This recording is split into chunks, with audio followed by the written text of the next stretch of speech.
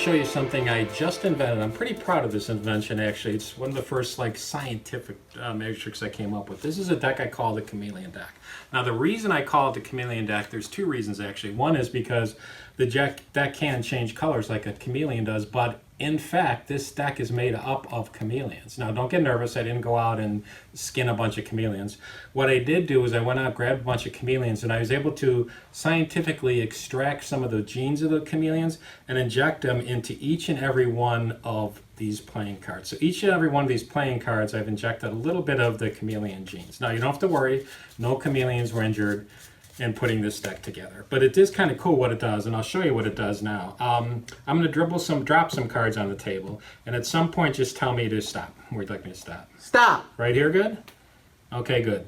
You could have stopped me earlier, but you stopped me here. We'll take a look at the card you stopped me at. The card you stopped me at was the Jack of Clubs. We're going to leave that Jack right there where it was in the deck. And I'm going to square everything up. You get to see it one more time before it goes into the deck of cards. Now to activate those chameleon genes, all I need to do is snap my fingers. And when I snap my fingers, that does it. Because if you go through the deck again, you'll see that it activates the genes in that one card.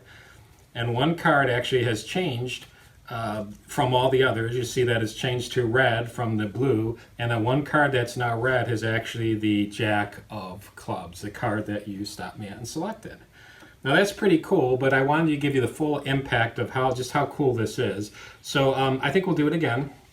So we'll put the Jack over there, and I need to have another card selected. So let me mix the cards up at first a little bit here, and then I'm going to do the same thing. I'm just going to drop cards on the table. Just tell me to stop when you'd like me to stop.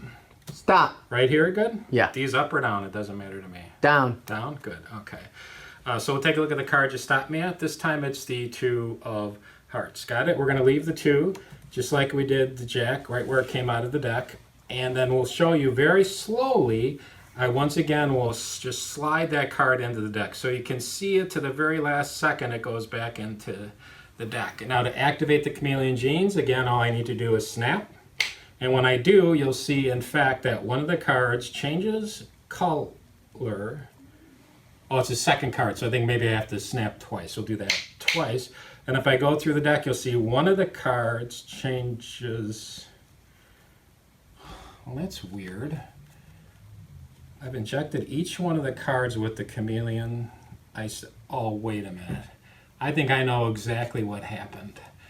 When I pushed the card in, the cards were face up. When I snapped my fingers, the cards were face up, not face down. So I have a feeling instead of the backs changing, the faces might have changed, activate the chameleon gene. So if the faces changed, that means the card that we had laid down over here to start with might have actually activated those chameleon genes. And sure enough, the card that was a Jack a minute ago now, yeah, just what I thought is it's changed itself.